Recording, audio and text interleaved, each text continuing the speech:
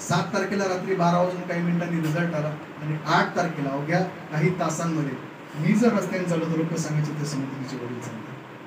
म्हणजे तुमच्या मायबापाची ओळख बदलण्याचं सामर्थ्य तुमच्या यशात असतं.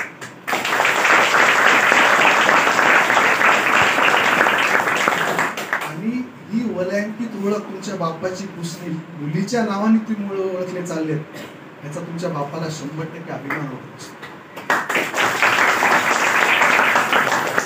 ही जी यशाची फळं आहेत ही यशाची जगामध्ये यशा इतकं सुंदर काहीच नाही. जगामध्ये यशाची फळं चाकणे इतकं सुंदर काहीच नाही. आणि त्याच्यानंतर आता जवळपास 1 महिना होत आला तिचा रिझल्ट लागून. हे 1 महिन्यामध्ये मी बघितलं की तिच्यामध्ये ट्रिमेंडस चेंज झाला. ती आता नवीन लोकांची ओळखी करून घ्यायला लागली. ती आता कॉन्फिडेंटली बोलते. रोज तिच्याकडं 30, 35, 40 मुलं मुली घरी येतात तुमच्या घरी मार्गदर्शन घ्यायला. ती त्यांना अत्यंत कॉन्फिडेंटली सांगते की तू असं कर, फिजिक्सला इतकं वेटेज दे, केमिस्ट्रीला असं कर. आणि मला एक भीती वाटायची की ही लाजरी मुलगी, भित्री मुलगीचं भविष्यात कसं होईल.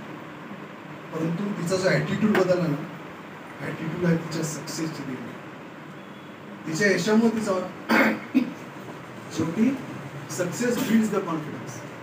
जो विश्वास तिच्या मनामध्ये आला ना, तिच्या यशाचा विश्वास आहे. तुम्ही ते प्रूव्ह करून दाखवलं. जेव्हा तुम्ही प्रचंड मेहनत घेता आणि या मेहनतीनंतर जे स्वप्न तुम्ही बघितलं 8वी पासून 5 वर्ष, त्या स्वप्नाच्या पूर्तीचा दिवस जेव्हा समोर येतो तेव्हा त्याच्या इतकं सुंदर काहीच नसतं. आणि हा जो कॉन्फिडन्स तिच्यामध्ये आला, हा कॉन्फिडन्समुळं आज केवळ तिच्या सक्सेसमुळे आला. इथं बसलेल्या प्रत्येकामध्ये 100% प्रचंड पोटेन्शियल असतं. लक्षात ठेवा, निसर्गाने शारीरिक क्षमता सगळ्यांना वेगळ्या दिल्या. माझी क्षमता आहे, मी 25 किलो वजन उचलू शकतो. सर कदाचित 50 किलो उचलू शकत असते. परंतु बौद्धिक क्षमता मात्र सगळ्यांना सारखी. धीरूभाई अंबानीला जो ब्रेन दिलाय, जो मला दिलाय, तोच सरांना आहे, तोच तुम्हाला आहे. फक्त या बौद्धिक क्षमतेचा वापर आपण आपल्या करिअरसाठी, आपल्या करिअरचे स्वप्न पूर्ण करण्यासाठी कशा पद्धतीने प्लॅनिंग करतो याच्यावर ठरतं की यश मिळणार आहे की नाही. आणि दुसरी एक महत्वाची गोष्ट, कुठलंच फेल्युअर हे अंतिम नसतं. एक इंग्रजी म्हण आहे, the race is not finished until I win. ही स्पर्धा संपलेली नाही जोपर्यंत मी जिंकत नाही.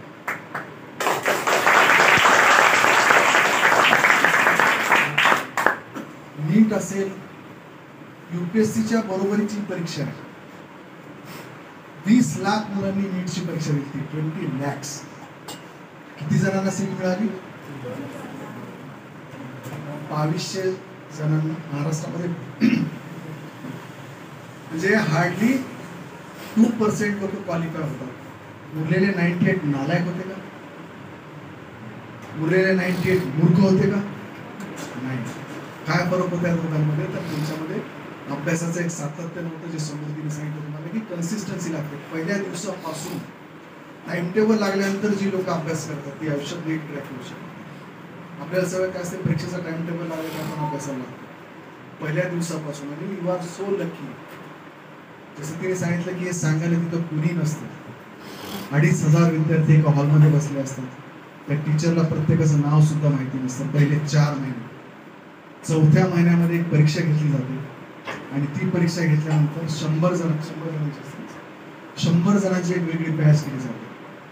2,500 विद्यार्थ्यांच्या 5-6 बॅचेस, जवळपास 10,000 विद्यार्थ्यांमधून स्वतःला प्रूव्ह करून पहिल्या 100 मध्ये यावं लागतं. आणि जी मुलं पहिल्या 100 मध्ये येतात ती गॅरंटीनं नीट क्रॅक करतात, गॅरंटीनं.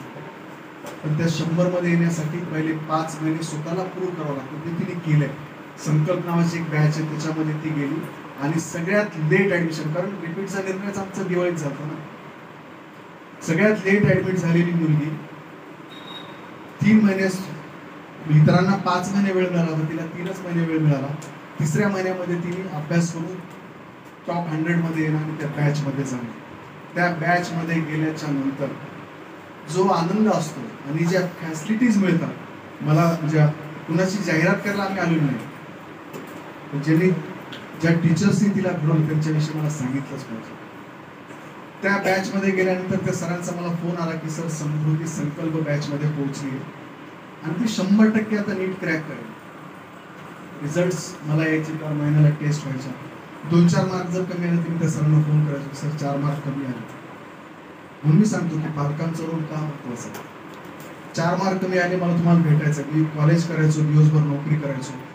संध्याकाळी किती जरी थकलेला असलो तर संध्याकाळी 6 वाजता त्या पवार टी हाऊसवर जायचो भाग्यनगरला.